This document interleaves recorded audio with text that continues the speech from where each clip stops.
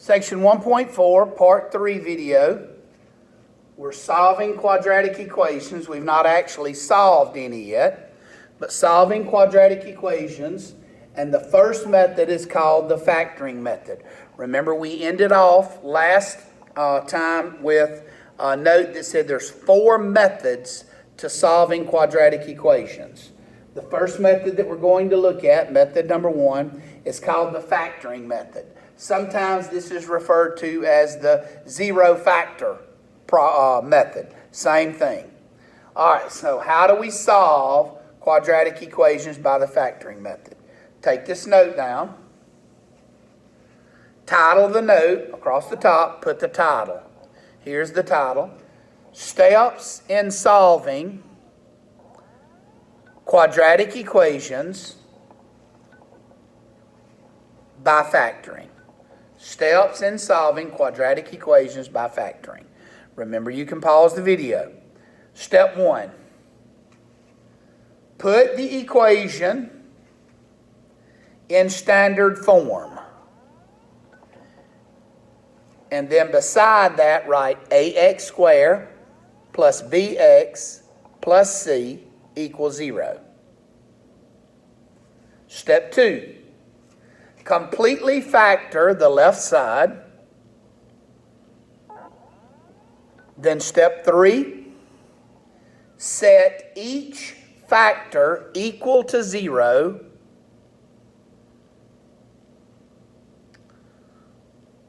And then step 4. Solve for the 2 solutions. Okay. And again, pause the video there if when you're taking those notes. You don't have to write them as quickly as I give them to you, but you do have the ability to be able to pause the video. All right, so here's what I'm about to do. Similar to what we did earlier. I want you to write, here's the instructions to the problem. Write these instructions down.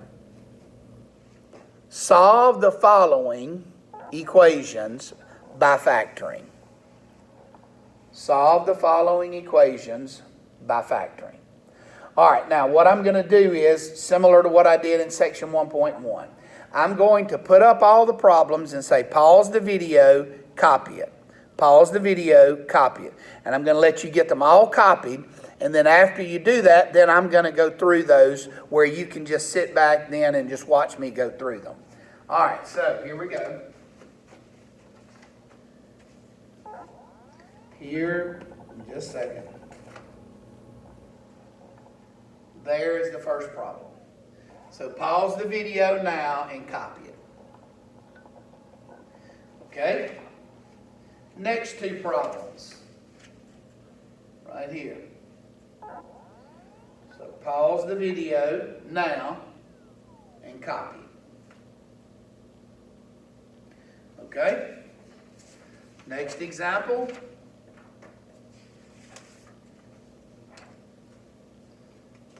Pause the video now and copy. Okay, next example. Pause the video and copy.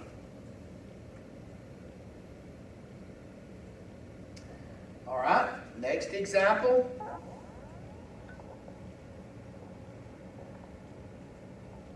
Pause the video.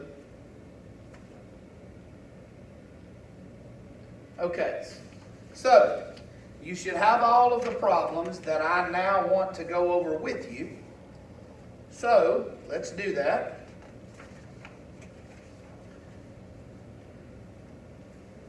Remember now, the instructions said solve by factoring.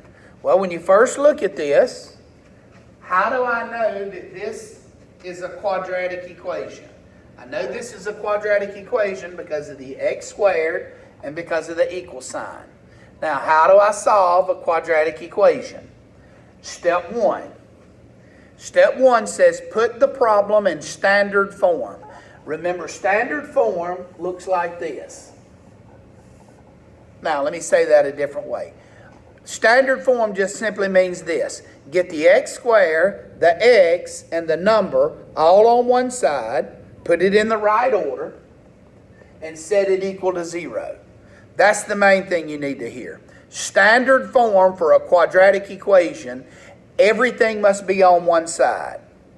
Equal 0. That's very critical. All right, so in this problem right here, is it equal to 0? No. So I need to get rid of the subtracting 6. So I'm going to add 6 to both sides. Or as a lot of you would say it, move the 6 over. It's really not move it over, but anyway. So when you do, that's what I have now. X squared minus 5x plus 6 equals 0. All right, step 2, factor this. Well, that's what we just finished reviewing. This is a trinomial, easy case because of the 1.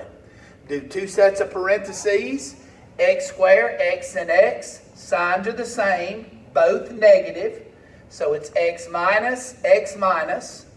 I need 2 numbers that multiply to give you 6, but adds to give you 5. Multiply 6, add 5. That's 3 and 2. So x minus 2, x minus 3. However, we're not finished. The next step says set each one equal to 0. So set the first factor equal to 0. Set the second factor equal to 0.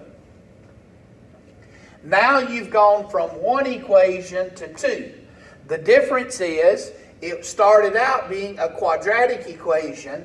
Now you have 2 linear equations because this is x to the first, this is x to the first.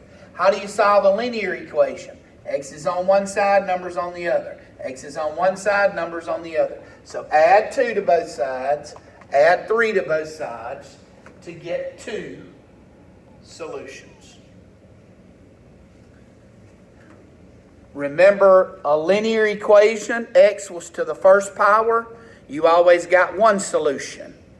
Unless you were in those special cases, no solution or all real numbers. So a linear equation, x to the first, typically had one solution. A quadratic equation, x to the second, has 2 solutions. All quadratic equations have 2 solutions. So you're saying if it was an x to the third, then would it have 3 solutions? That's exactly what I'm saying. So let me just show you. You don't have to check these. I just want to show you that both of these work. Let x be 2. What's 2 squared? 4. Minus, what's 5 times 2? 10. 4 minus 10 is negative 6. So that does work. Let x be 3. 3 squared is 9. Minus 5 times 3 is 15. 9 minus 15 is also negative 6.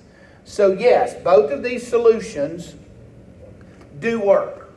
Now when you enter these solutions in MyLabs Plus, it will say enter the 2 solutions, and it will say separate the 2 solutions by a comma. So when you enter it, you can enter it either 2 comma 3 or 3 comma 2. The main thing is when you enter the 2 solutions, make sure that you do not enter them with parentheses. Because if you enter them with parentheses, it will read it as an ordered pair. And so, anyway, but it will tell you to enter the 2 solutions separated by a comma. Okay, let's look at the next example now. Okay, this next example, x squared minus 25. Step 1, put it in the right order, which means it's got to be set to 0. Well, it's not equal to 0, so I got to subtract 25 across. When I do, I get this.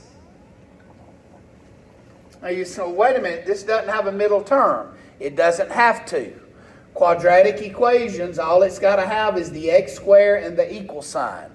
It doesn't have to have a middle term. All right, step 2. Completely factor this. Okay, x squared minus 25. It's a binomial. There's no GCF. There's 2 things you have to watch for in binomials. GCF, and the difference of two perfect square. We talked about that in the last video. X squared minus 25 will factor as x plus 5 times x minus 5. Now take and set both of these equal to 0. Now you have two linear equations, and then get your two solutions. Subtract 5 from both sides, add 5 to both sides. So negative 5 and positive 5. Okay, this next one. Step 1's got to be set equal to 0. It is. Step 2, factor the left side. This is a trinomial. This is the easy case because of the 1. X squared breaks up x and x. Signs are the same, both negative. I need two numbers. When you multiply, you get 16. But when you add, you get 8. Multiply 16, add 8. 4 and 4. 4 times 4, 16. 4 plus 4 gives you the 8. So x minus 4, x minus 4. Now take and set both of these equal to 0. And when you do, you get two solutions. You say, well, I thought you said you got two answers. Now, that is two answers. I didn't say you get two different answers, but you get two answers. So the answer to this problem is 4 and 4. Now, when you list it, you don't have to list it twice. When you list it, all you got to list is 4. But it's really an answer twice. This is what I call in mathematics twin solutions. There's a bigger mathematical name for it. We say 4 is an answer of multiplicity 2. But it's just 4 is a solution twice. But when you write it, enter it in the computer, you only have to enter it once. Okay, this next example.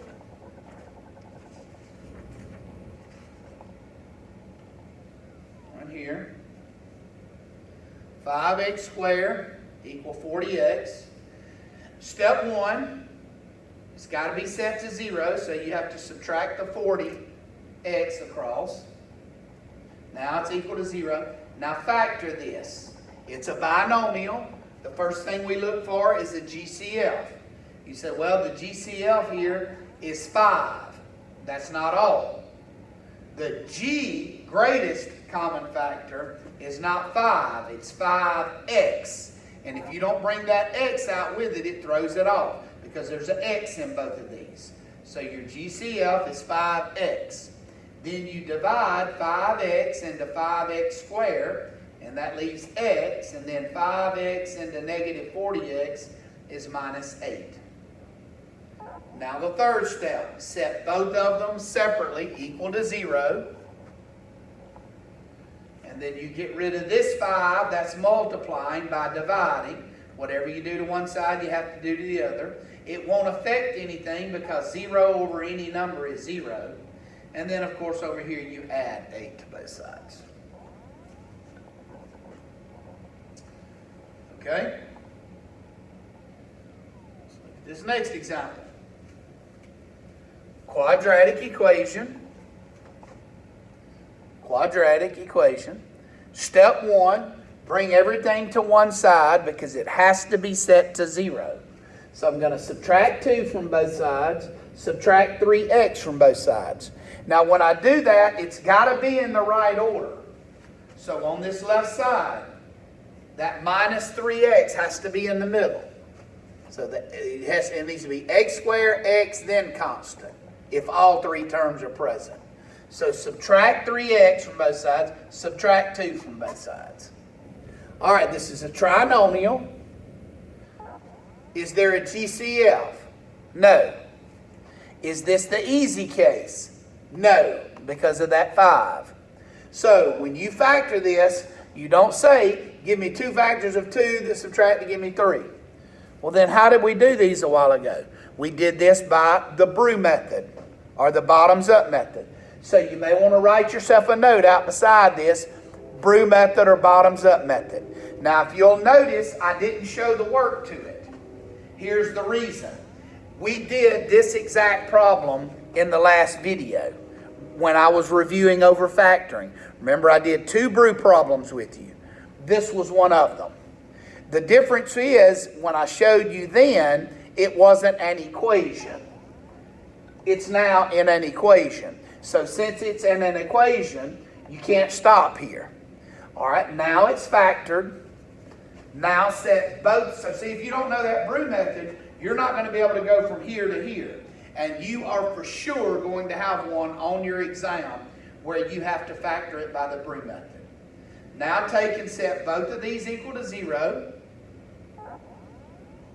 And then subtract 2 from both sides to get 5x equal -2.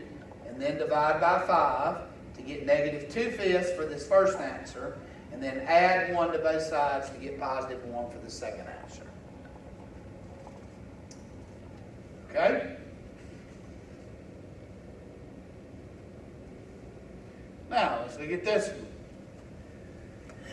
On this one, if you were going to give this one a name, I cannot call this a quadratic equation. And the reason is because the x is not to the second power. If you were going to give this equation a name, you could either call it a cubic equation, or you could just call it a third degree polynomial equation. Regardless, this one will have 3 solutions. And you said, well, you didn't tell me how to solve these. Well, remember the instruction said solve by the factoring method. So here's what we've got to do. Step 1, it's got to be set to 0. It is. Step 2, factor this. All right, what's the first step in factoring? Look for a GCF. X cubed minus 6x squared plus 8x. There's an x in every one of these. So I take the x out. When I take the x out, x into x cubed leaves x squared, minus x into 6x squared leaves 6x, and x divided into 8x just leaves 8. But remember we talked about wanting to completely factor. So I want to factor this. Well, the x squared breaks up x and x. Signs are the same, both negative. X minus, x minus. 2 numbers multiply 8, add 6. 4 and 2. 4 times 2 is 8. 4 plus 2 is 6. Now take and set all 3 of these equal to 0. And you get the first answer of 0. Add 4 to both sides. You get the second answer of 4. Add 2. Get the third answer of 2. 3 solutions because of the x to the third power.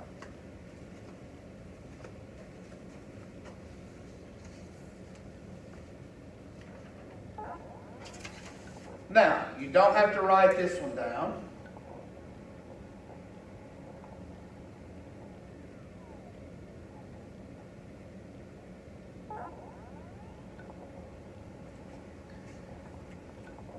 All right, let's suppose I wanted to solve these 2 quadratic equations here. Don't write these down. Are they both quadratic equations? Yes. And they're both quadratic equations because they're both x squares and because of the equal sign. Now let's try to use the steps that we just used on the ones we just finished. The factoring method. Well, step 1 on the factoring method was it's got to be set to 0. Step 2 is factor it. Okay, let's factor this. Trinomial, the easy case. X and x, signs are different, largest is negative. 2 numbers that multiply 11, subtract 2. That won't factor. So see, we can't use that factoring method to solve this quadratic equation. Same thing here. This is not the difference of 2 perfect squares. This doesn't factor.